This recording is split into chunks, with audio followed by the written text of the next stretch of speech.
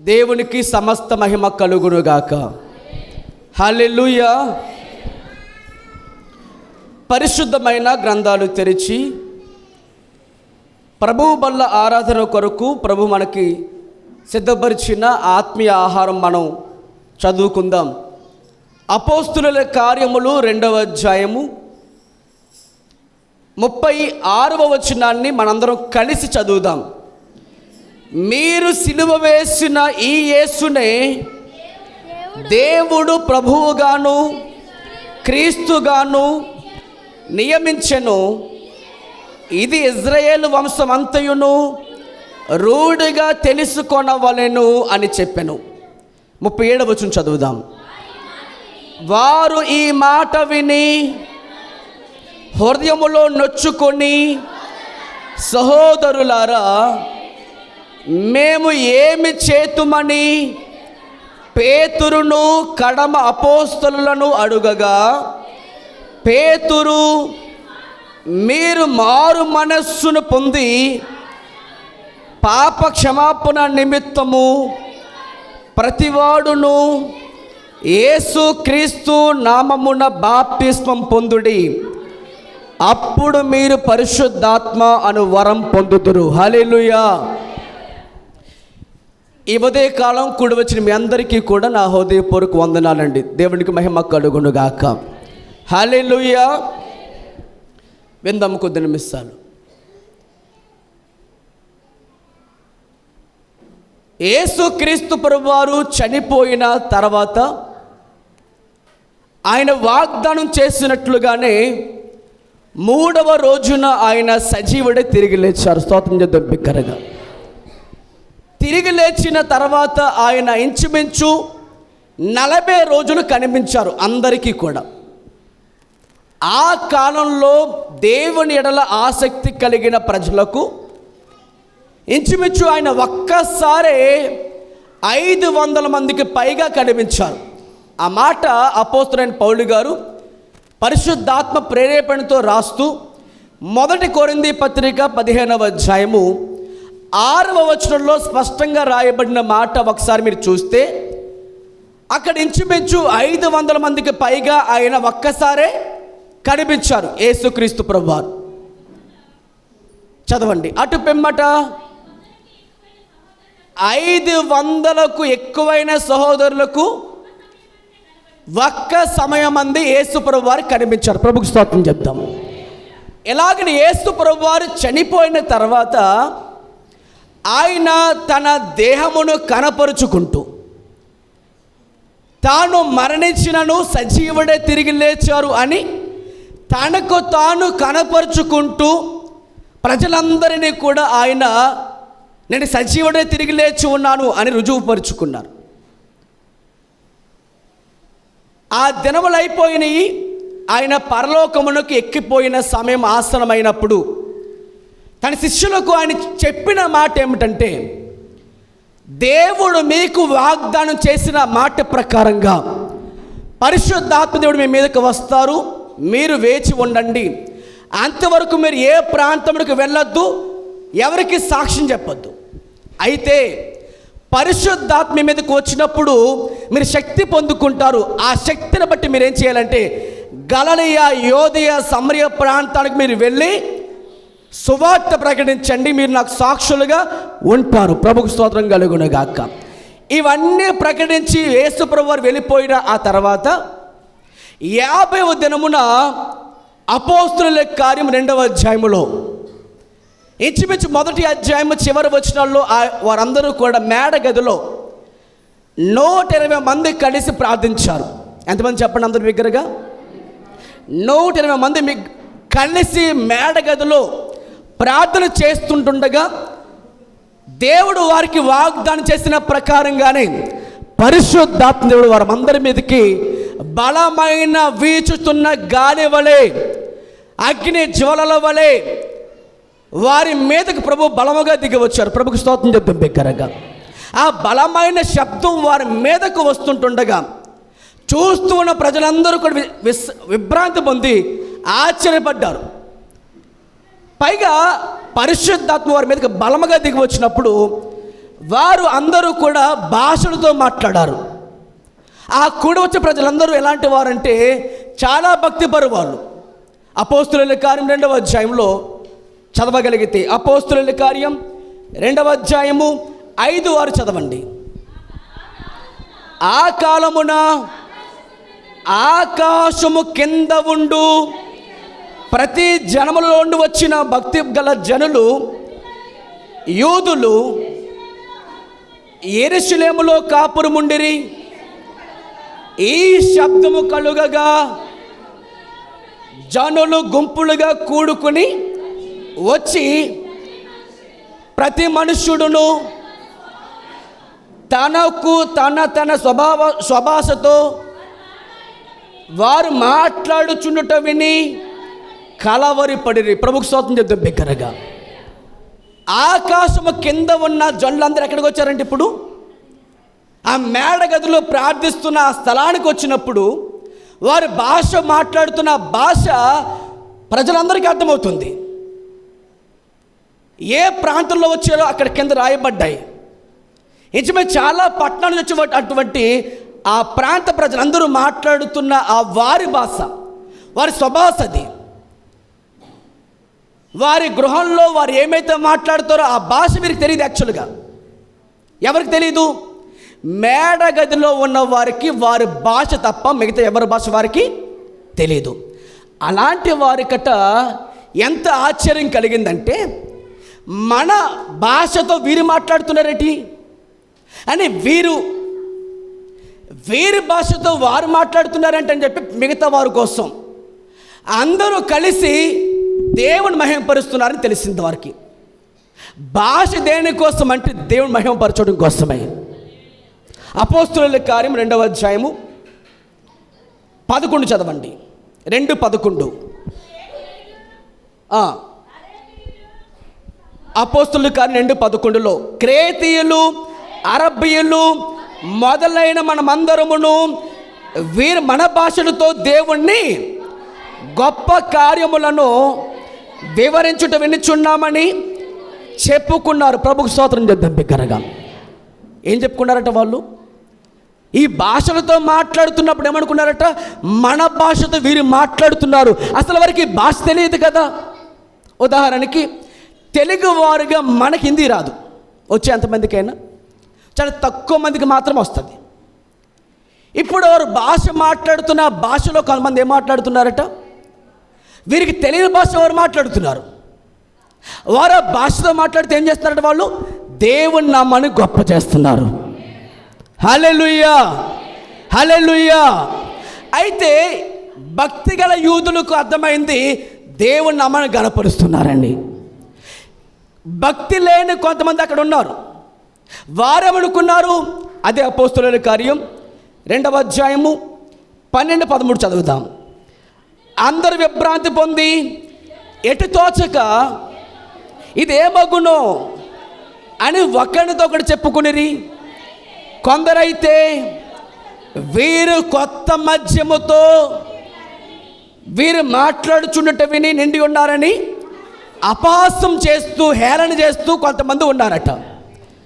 అయితే పేతురు గారు ఆ అపోస్తులతో 11 మందితో లేచి నిలబడి అప్పుడు ఆయన బిగ్గరదిగా చెప్తున్న మాట ఏమిటనగా, చూడండి, యోదయ మనుష్యులారా, యెరూషలేములో కాపురమున్న సమస్త జనులారా, ఇది మీకు తెలియగాక చెవియొగ్గి నా మాట వినండి. చూడండి ఈ మాట. మీరు ఊహించినట్టు వీరు మత్తుగారు కాదు, ఇంకా పొద్దుబడి జాము కూడా కాలేదు. యోవేలు ప్రవక్త మీకు చెప్పినట్లుగానే. ఏమిట ప్రవచనం అంటే, అంచె దినముల యందు నేను మనుషులందరి మీద ఆత్మను కుమ్మరిస్తాను, మీ కుమారుల మీదను కుమార్తెలు ప్రవచిస్తారు, మీ యవనులు దర్శనం కంటారు, మీ వృద్ధులు కళలు కంటారు. ఆ దినముల్లో నా దాసుల మీదను నా దాసులందరి మీదను నా సేవకుల మీద నేనేం చేస్తాను? ఆత్మను కుమ్మరిస్తాను చెప్పిన మాట మీకు తెలియదా అని ఆయన గద్దించారు. ప్రభుకు స్తోత్రం కలుగునుగాక. ఇక్కడకు వచ్చిన వారు ఎవరు చెప్పండి? అందరూ భక్తి గలవారు వచ్చారు. చెప్పండి అందరూ ప్రభుకు స్తోత్రం అండి. ఎవరు వచ్చారు అక్కడికి? భక్తి గలవారు కూడా అక్కడ ఉన్నారు. ఎందుకు వచ్చారు వారు? పెంతెకోస్తు పండగ అంటే వారికి చాలా సంబరంగా పండగ చేస్తారు. ఆ పండగకు వచ్చిన భక్తులు వీరందరూ కూడా. అయితే ఇక్కడ మీరు జాగ్రత్తగా ఆలోచన చేసిగా ప్రభు బయట మనవి చేస్తున్నాం. వారు పండగకు వచ్చారు, వారు భక్తి పరులు, వారు ప్రార్థన చేస్తారు, వారు ధర్మశాస్త్రం పాటిస్తారు, ఉపవాసం చేస్తారు, కన్నీరు కారుస్తారు, దశమ భాగం కూడా వారు ఇస్తారు. అయితే వీరు ఆ రోజున పేతురు గారి ద్వారా పొందిన హెచ్చరిక మాట ఏమిటనగా, ఈ యేసునే మీరు సిలువ వేసి చంపేశారు.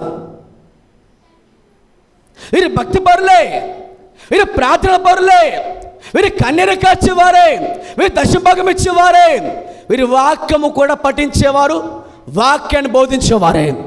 అయినా పేతురు నిలబడి చెప్పిన వాక్యం ఏంటంటే, ఈ యేసునే మీరు సిలువ వేసి చంపేశారు. 36 చదవండి మరొకసారి మాట. ఈ యేసునే మీరు సిలువ వేసిన ఈ యేసునే దేవుడు ప్రభువుగాను దేవుడు క్రీస్తుగాను మీరు సిలువ వేసిన యేసును ఆయన నియమించాడు. స్తోత్రం చెప్పండి బిగ్గరగా, హల్లెలూయా అని ఇశ్రాయేలు ప్రజలందరూ రూఢిగా తెలుసుకోవాలని హెచ్చరిస్తూ 37 చదువుదాం. ఎప్పుడైతే పేతురు నిలబడ మాట చెప్పగానే భక్తి గలవారు, పండగకు వచ్చిన వారు, పెంతెకోస్తు పండగను ఆచరించడానికి వచ్చిన వారు పేతురుగా చెప్తున్న మాట వారి గుండెలో కలిపి గుచ్చుకుంది వారిని. హల్లెలూయా చెప్పండి బిగ్గరగా. ఏమన్నారు ఆయన? మీరు సిలువ వేసిన యేసుని చంపేశారు, కానీ దేవుడు ప్రభువుగాను క్రీస్తుగాను రాజుగాను అధిపతిగాను రాజులకు రాజుగాను ప్రభువులకు ప్రభువుగాను దేవుడు నియమించుకున్నాడు. గట్టిగా చెప్పలు కూడా స్తోత్రాలు చెబుతాం. మీరు వద్దన్నారు రాజుగా, కానీ దేవుడు నిలబెట్టుకున్నాడు ఆయన్ని. మీరు వద్దన్న యేసు ప్రభువాన్ని సిలువ వేయండి సిలువ వేయండి కేకలు వేస్తారు, కానీ దేవుడు ఆయన మాత్రము నిలబెట్టుకుని రాజుగా నిలబెట్టుకున్నాడు, ప్రభువుగా నిలబెట్టుకున్నాడు. ఇది మీకు తెలుసుకోవాలని చెప్పి వారిని గద్దించినప్పుడు వారి హృదయం ఏమినేట ఎప్పుడూ గమనించిండే మాట. ప్రార్థన ద్వారా నీకు పశ్చాత్తాపం రాకపోవచ్చు, వాక్యం గుడిలో లోతుగా వెళ్ళతే నీకు వ్యవస్థ చెప్పండి, లోపల ఉన్న ముళ్ళ పొదలు తొలగించబడతాయి, లోపల ఉన్న గచ్చ పొదలు తొలగించబడతాయి. ఒక నాగలు పట్టుకున్న రైతు ఎలాగైతే దున్నుతూ ఉంటాడో, నీ లోపల ఉన్న చెత్త చెదరం పోవాలంటే, నీ లోపల ఉన్న అసూయ కుళ్ళు ద్వేషం పోవాలంటే ఏమవ్వాలి? రైతు నాటుతున్న విత్తనం లోపలికి వెళ్ళడానికి ఏమవ్వాలి? అది నాగల చేత దున్నబడాలి. నీ హృదయం కూడా ఏమవ్వాలి? దున్నబడితేనే లోపలకు విత్తనం నాటబడి అది ఏమవుతుంది? మొలకెత్తబడుతుంది. ప్రభువుకు స్తోత్రం చెప్తాం. ఈ మాట చెప్పడానికి పేతురు నిలబడినప్పుడు ఏమైందట? లోపల హృదయం ఏమైపోయింది? వాళ్ళకి పొడవబడింది, నరకబడింది, గుచ్చుకుంది. అప్పుడేమన్నారు వాళ్ళు? సహోదరులారా, మేము ఏమి చెయ్యాలి అని పేతురు గారిని కడమ అపోస్తలులందరిని అడుగగా పేతురు గారు చెప్పుతున్న మాట చాలా ప్రాముఖ్యము. ఈ అంశం ఈరోజు అదే. మారు మనసు పొందావా? మారు మనసు పొందావా? మారు మనసు పొందావా అని ప్రభు ఈరోజు మనతో మాట్లాడుతున్నాడు. ఆయన నువ్వు భక్తి గలవారమే, భక్తి గల యూదులతో మాట్లాడుతున్నమాట, ప్రార్థిస్తున్న యూదులతో మాట్లాడుతున్నమాట, దశభాగం ఇస్తూ కానుకలు ఇస్తున్న వారితో మాట్లాడుతున్నమాట. ఇదిగో మీరు మారు మనసు పొంది పాప క్షమాపణ నిమిత్తము ప్రతివాడును యేసు క్రీస్తు నామమున బాప్తిసం పొందితే పరిశుద్ధాత్మ మీరు వరం పొందుకుంటారు. గట్టిగా చెప్పకూడదు. ప్రభువుకు స్తోత్రాలు చెబుతాం. ఈరోజు ప్రశ్న ఒకసారి మీకు అడుగుతున్నాం, ఎంతమంది మారు మనసు పొందారు?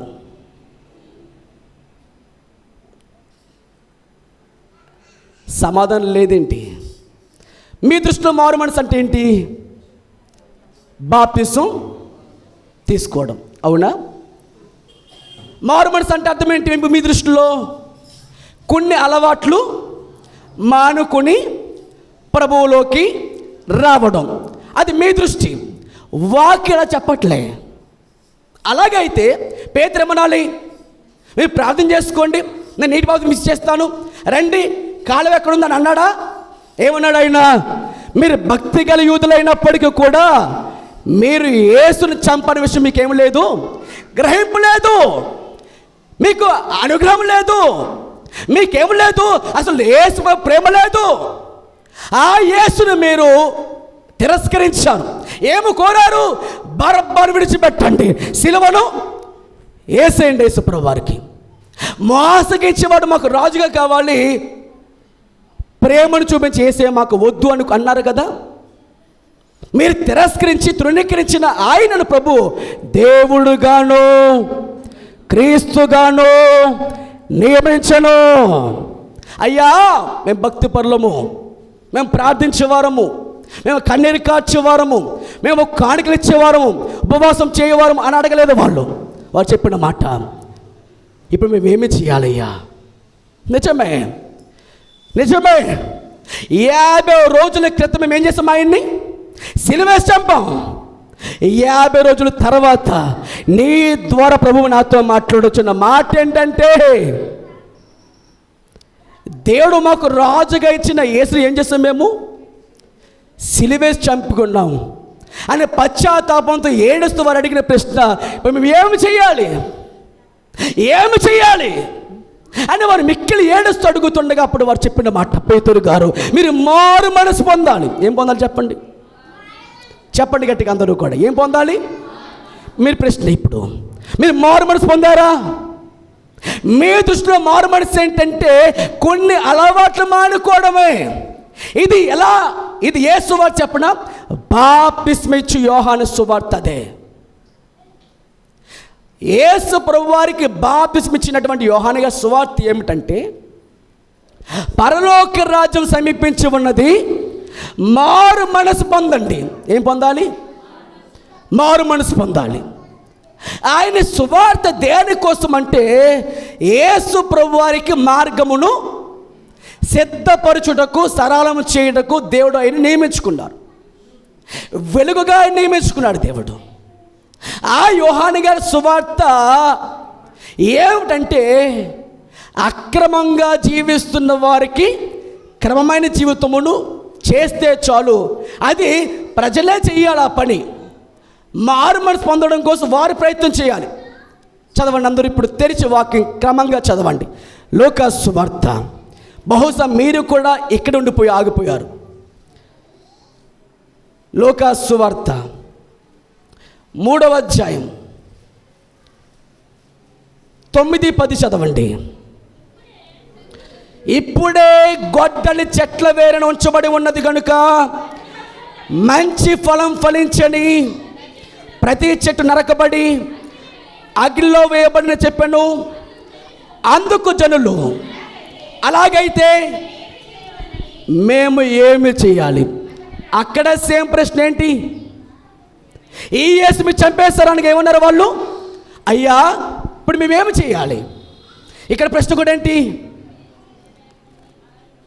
దేవుని తీర్పు ఉందమ్మా, జాగ్రత్త, మారు మనసుకు తగిన ఫలం ఫలించండి అని చెప్పినందుకు వారేమన్నారు? ఇప్పుడు మేమేం చేయాలి అని అడిగినప్పుడు జవాబు చూడండి. అప్పుడు 10 చదువుదాం. అందుకు జనులు, అలాగైతే మేము ఏమి చేయవాలని అడగగా అతడు, చూడండి ఈ మాట, 2 అంగీల గలవాడు ఏమీ లేని వానికి ఇయ్యాలి. కష్టమో సులభం చెప్పండి.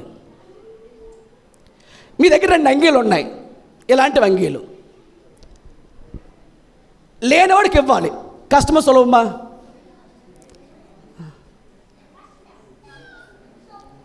కష్టమో సులభమా? ఈజీగా ఇచ్చి పాడేస్తారు, ఈజీగా ఇచ్చేస్తారు. 2 తర్వాత చదవండి. అలాగే తర్వాత చూడండి, ఆహారము గలవాడును అంటే ఏంటి?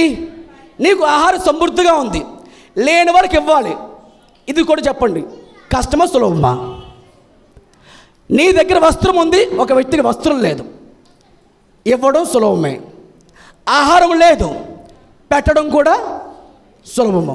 తర్వాత చదవండి. ఆ తర్వాత కొంతమంది అక్కడికి వచ్చారు. వీరెవరట?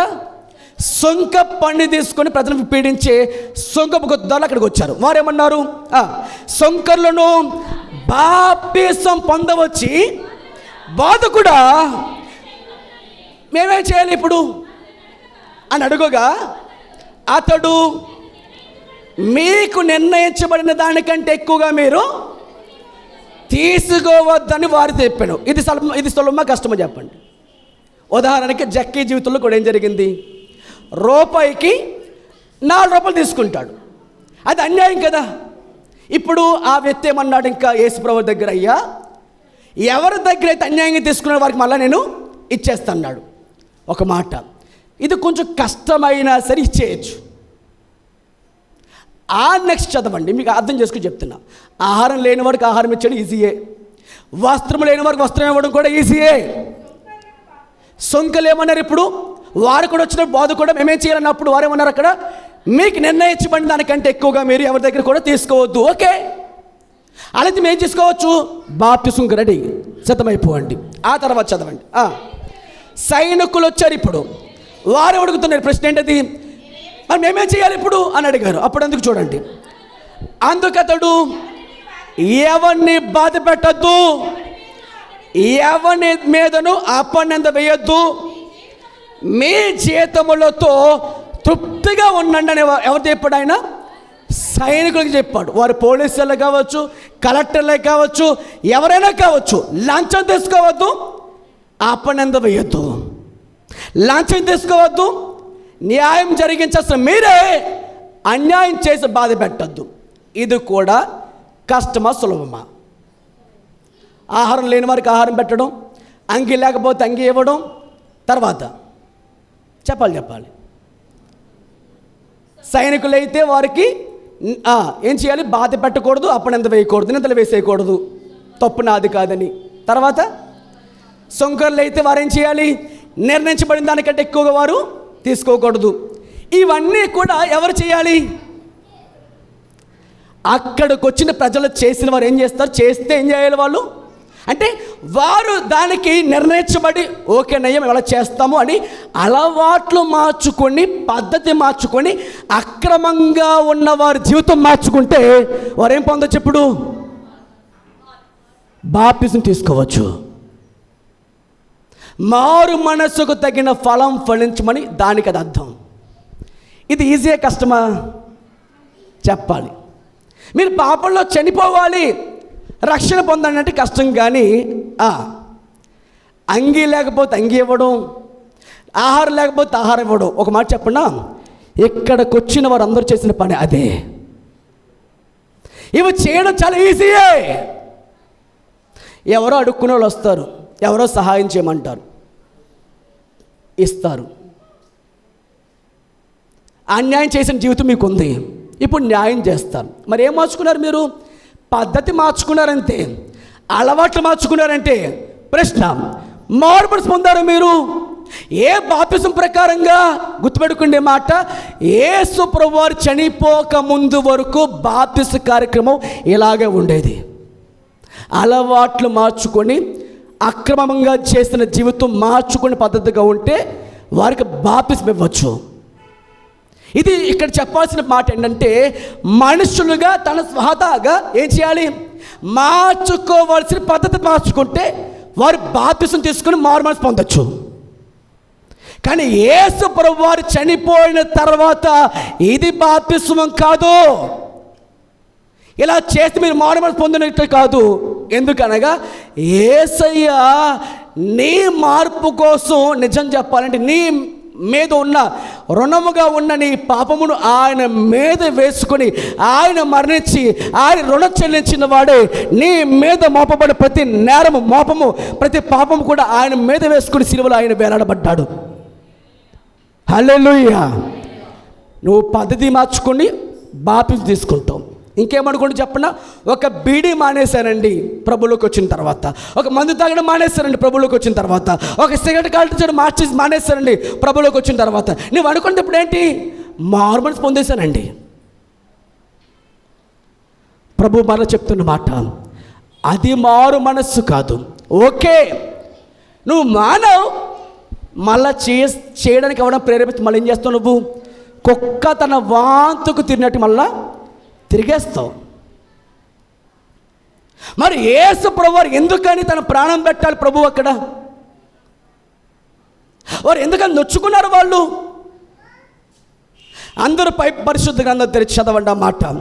అందరూ తెరవాలి బైబిల్లో నుంచి. ఒకవేళ నువ్వు ఒకవేళ అనుకుంటే నేను మారు మనసు పొందేస్తానండి, బాతుని తీసేసుకున్నానండి అని అంటే అది ఎలాంటిదంటే ఇసుక మీద కట్టుకున్న ఇల్లు ఎలాంటిదో అలాంటిదే. యేసు ప్రభువు ఒక ఉపమానం చెప్పాడు ఆయన. లూకాసు సువార్త 6వ అధ్యాయం 48 చదవండి అందరూ కూడా. లూకాసు సువార్త 6వ అధ్యాయము 48వ వచనం చదవండి.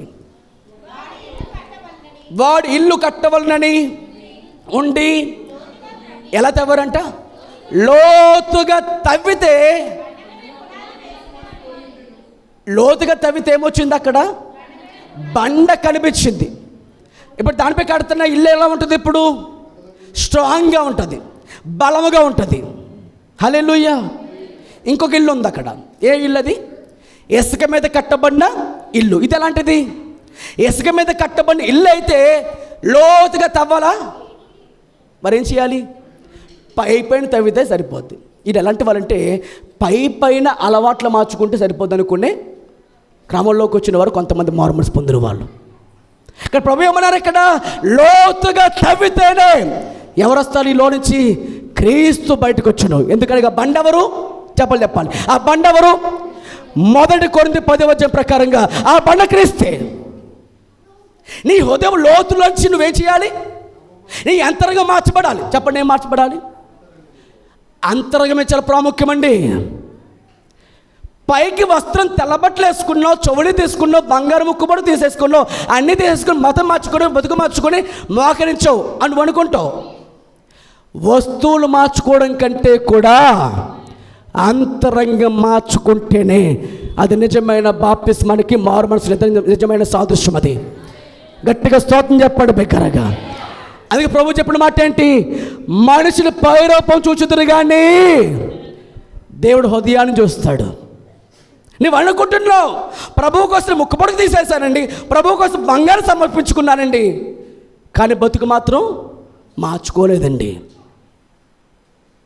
నువ్వు చేసే పని ఏంటి? లోతుగా తవ్వాలి.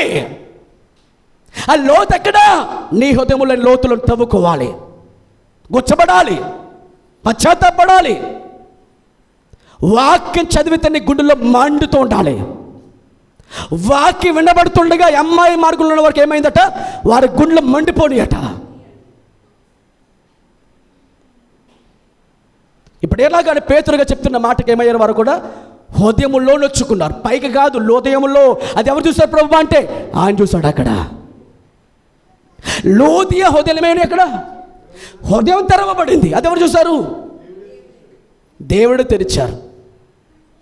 ఇక పశ్చాత్తాపం హృదయంలో ఎప్పుడైతే ఒక రోదన వస్తుందో, లూదియా లాంటి హృదయాలు దేవుడు కోరుతున్నాడు ఈ రాత్రి ఉదయం సమయంలో. హల్లెలూయా.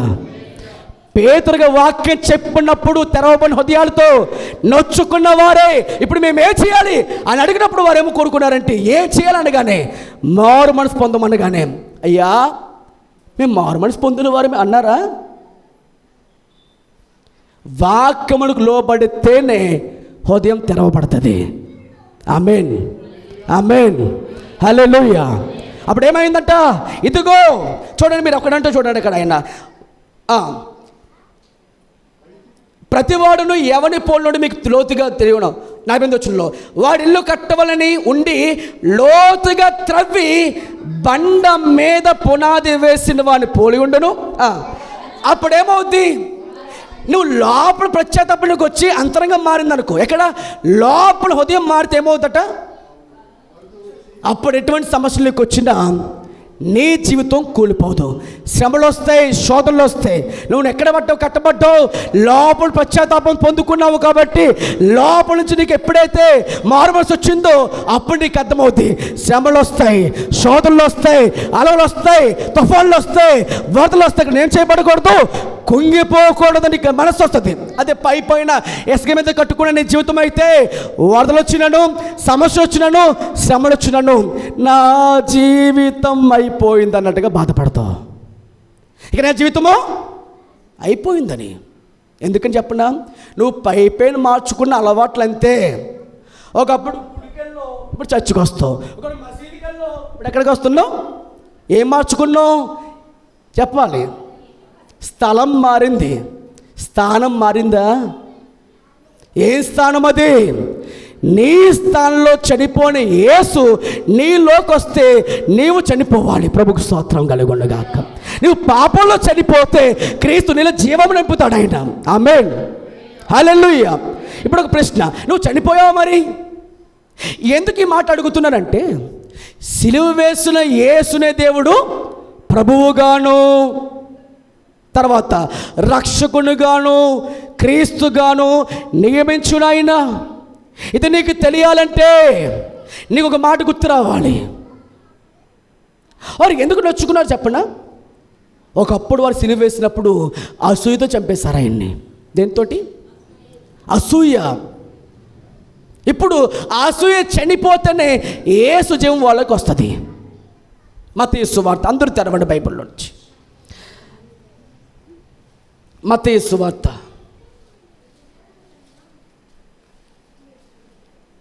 మత్తయి సువార్త అందరూ తెరవాలి.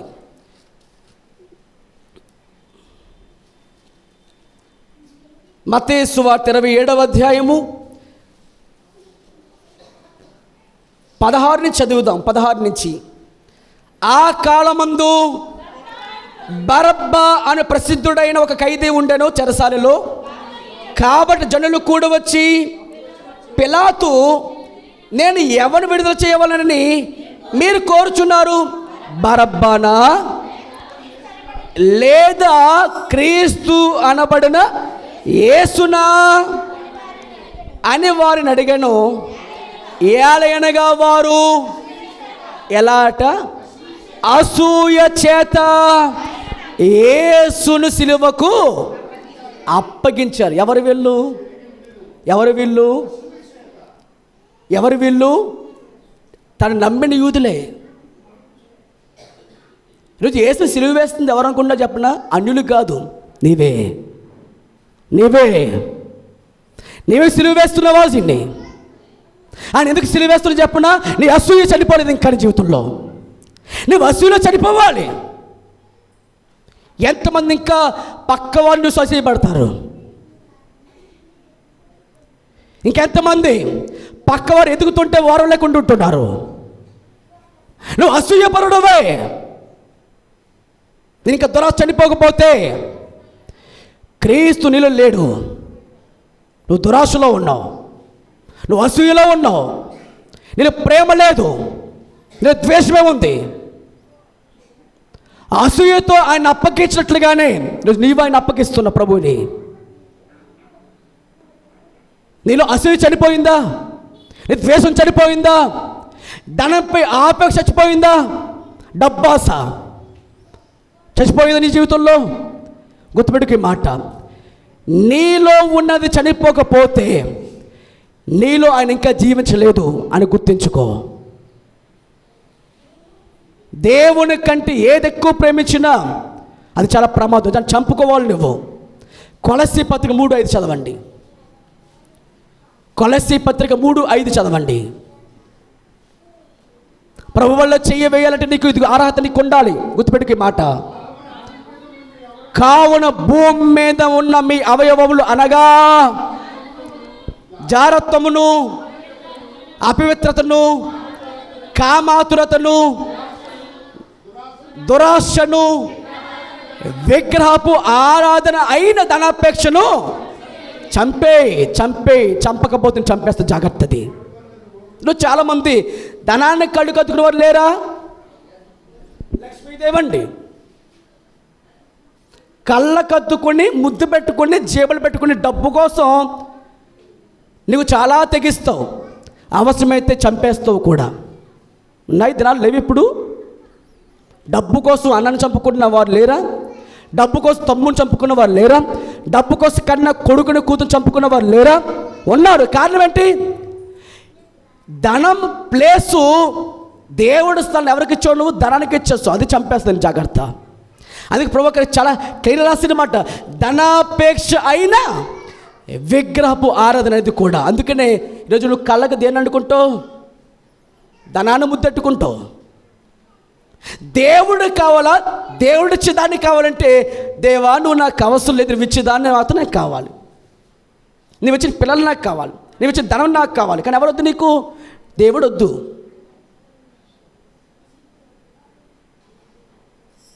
అసూయ చనిపోవాలి. ఎందుకని వారు అసూయ చేత ఏం చేశారట? ఆయన్ని సిలువేసి చంపేశారు. యోహాను సువార్త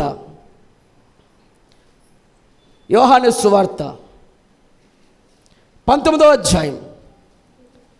యోహాను సువార్త 19వ అధ్యాయం 14 చదువుదాం. ఆ దినము పస్కాను సిద్ధపరచు దినము, అప్పుడు ఉదయము 6 గంటలు కావచ్చును. అందుకు అతడు, ఇదిగో మీ రాజు అని యూదులతో చెప్పగా, ఎవరిని? అక్కడ ప్రజలందరూ కూడా ఉన్నారు. యేసుని సిలువ వేయుటకు చంపడానికి సిద్ధపరుస్తున్న సమయం అది సిద్ధపరిచే పస్కా పండుగ దినం అది. అయితే యేసు నిలబెట్టి ఏమంటున్నారు అక్కడ? ప్రజలందరితో పిలాతు అడుగుతున్నాడు. ఏమడుగుతున్నాడు? ఇదిగో మీ రాజు ఈయనే కదా, మీ రాజు ఇదిగో ఈయనే కదా. ఒకప్పుడు మీరు ఏం చేయాలనుకున్నారు? ఆయన్ని 5 రొట్టెలు 2 చేపలు పంచిపెట్టినప్పుడు మా రాజు ఈయనే అని అనేవారు కాదా మీరు? ఇదిగో ఈ రాజు, మీరు ఎక్కువ మీ దగ్గర ఉన్నాడు చూడండి, ఇది ఈ రాజు, మీకు ఈ రాజు కావాలా? ఇదిగో మీ రాజు, ఇదిగో ఈయనే అని అన్నప్పుడు ఏమన్నారు వాళ్ళు అక్కడ? అందుకు వారు, ఇతన్ని చంపేయండి, సంహరించండి, ఈయన సిలువ వేయండి అని మిక్కిలి బిగ్గరగా వాళ్ళు ఏం చేస్తారట? కేకలేస్తారు. మేలు చేసిన వాడినేమో కేకలేసి చంపేమని కోరిన ప్రజలు ఆ రోజున వాళ్ళు ఏముందట? అసూయ ఉందట. వాళ్ళు ఏముందట? దురాశ ఉందట. మంచి చేసిన వాడిని చంపేసిన రోజు లేదండి. మరి ఈరోజు దేవుని స్థానంలో నాకు ఈ ఫోటో చూసి ప్రతిసారి నాకు ఏడుపు వస్తుంది. అంటే ఆ సిలువలో వేలాడుతున్నప్పుడు చూసారు మీరు ఆ ఫోటో? నాకు ఎప్పుడైతే దేవుడు బయలుపరిచిన ఆ సంగతిని ఎప్పుడైతే ఫోటో చూడగానే నా కన్నీళ్ళు ఊటగా మారిపోయింది. ఒకసారి ఆ ప్లేస్లో నేనున్నా, ఆ కుడి చేతిలో ఆ ప్లేస్లో నీవు కూడా ఉన్నావు. నీకు అర్థమవుతుందన్నమాట, నీకు అర్థమవుతుందన్నమాట. ఆ సిలువ పడి యేసు చేతులు ఎవరో చూడలేకనంటే నేను, నువ్వు ఉన్న ప్లేస్లో. అది నీకు అర్థమైతే దేవుడికి స్తోత్రం, అది నీకు అర్థమైతే దేవుడికి స్తోత్రం, అది నీకు అర్థమైతే దేవుడికి స్తోత్రం. హల్లెలూయా, హల్లెలూయా, హల్లెలూయా. ఆ ప్లేస్ నాదే, నువ్వు గుర్తించావా? ఆ ప్లేస్ నాదే, ఆ ప్లేస్ నీదే, అది నీదే, ఆ ప్లేస్ నీదే. దేవుడు నీ కోసం నా కోసం చేసిన త్యాగం అది నువ్వు గుర్తించావా? అది నువ్వు గుర్తించావా? గుర్తించినావా? గుర్తించి నా ఉదయం గుర్తించింది. ఎంతకాలం సిలువ వేస్తే నీ దురాశ చేత, నీ అసూయ చచ్చిని వేస్తున్నావా? ఏంటి? నీకోసం ప్రాణపెట్టిన దాదుడు ఆయన ధనవంతుడు కాకపోవచ్చు, కానీ నువ్వు ధనవంతుడు కావాలి. ఆయన దరిద్రుడయ్యాడు, నీవు గొప్పవాడిగా ఉండాలని ఆయన సిలువెక్కాడు. నీ కోసం నా కోసం మరణించుడు కొరకే ఆయన వేదన పొందాడు. యేసు నమ్ముతున్నావు అని చెబుతున్నావు, కానీ నీ అసూయ చావలే, నీ దురాశ చావలే, నీ డబ్బాస్ చావలే. ఇంకా ఆయన సిలువేస్తుండేవైతే ఆ స్థలం నీకే. సీనాయి కొండపైన ప్రజలందరూ కూడా వేదన పొంది భయపడ్డారు ఆయన స్వరం వినడానికి.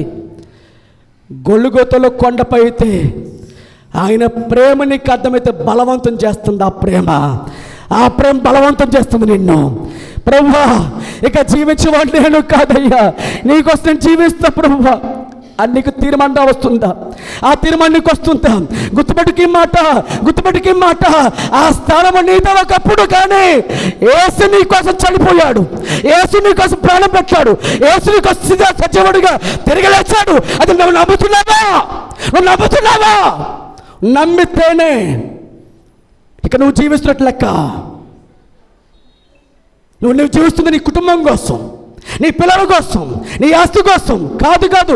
ఈరోజు మొదలుకొని జీవించాల్సింది నా కోసం కాదు, నీ కోసం ప్రాణపెట్ట యేసు కోసం జీవించగలగాలి. గట్టిగా చెప్పకుండా ప్రభుకు స్తోత్రాలు చేద్దాం బిగ్గరగా. హల్లెలూయా, హల్లెలూయా, హల్లెలూయా. ఆ యేసును ఆయన దేవుడు ప్రభువుగాను క్రీస్తుగా నియమించుకున్నాడు. ఇంకా నువ్వు లోకంతో జీవిస్తే ఎవరి కళ్ళలో నాకే రోషం పడుతూ ప్రభు కోసం బతకడానికి నీకు రోషం లేదా? ఎన్ని సంవత్సరాలు ప్రభు మందికి వస్తున్నావు, నీకు రోషం లేదా? ఎందుకు రోషం రావట్లేదంటే ఆయన చనిపోయాడు కదా. మరి నువ్వు చనిపోవా?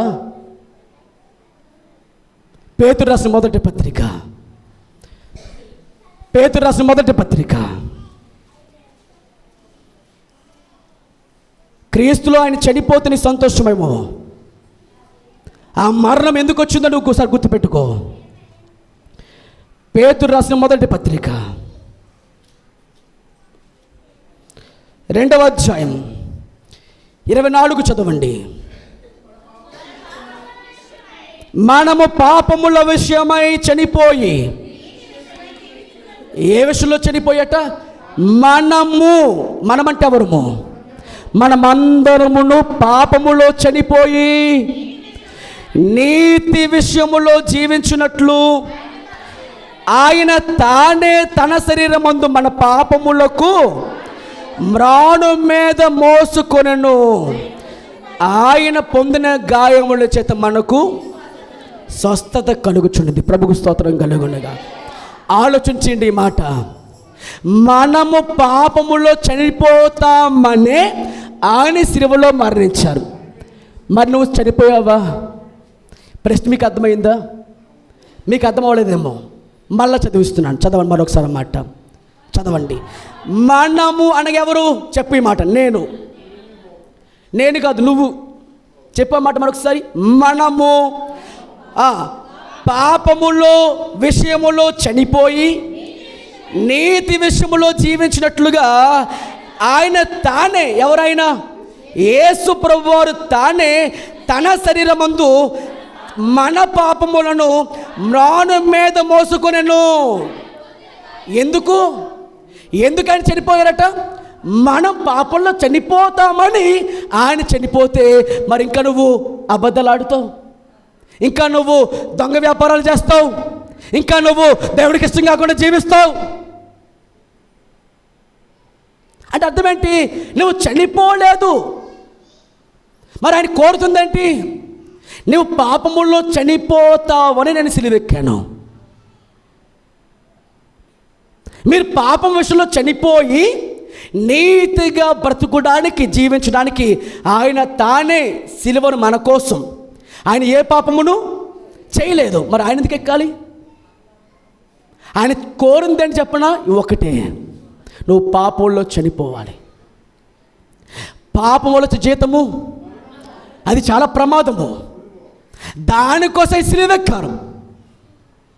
నువ్వేం చేస్తున్నావు అంటే కొన్ని అలవాట్లు మార్చుకున్నావు అంతే. మరి ఏం మార్చుకోవాలి ప్రభు కోరుతున్నాడు రాత్రి ఉదయము అంటే? దేవుడు కోరుతున్న కోరిక నువ్వు పాపంలో మరణించాలి, నీతిగా జీవించాలి. రోమాపత్రిక 6వ అధ్యాయం చూడండి. రోమాపత్రిక 6వ అధ్యాయం, రోమాపత్రిక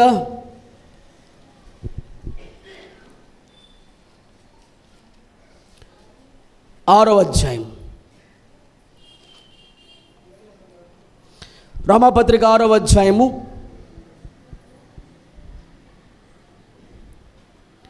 23 చదవండి. 23 చదవండి. ఏలయనగా పాపం వలచు జీతము మరణము, అయితే దేవుని కృపావరము మన ప్రభువైన యేసుక్రీస్తునందు నిత్య జీవము. అదే రోమపత్రిక 6వ అధ్యాయం. ఈ మాట చదవండి, 3 చదవండి. క్రీస్తు యేసులోనికి బాప్తిసం పొందిన మనమందరమును ఆయన మరణంలోకి మనం ఏమై ఉన్నామట, బాప్తిసం పొందాం. ఎవరిలో? నీటిలో కాదు, ఆయన మరణంలోనూ బాప్తిసం పొందుకున్నాం.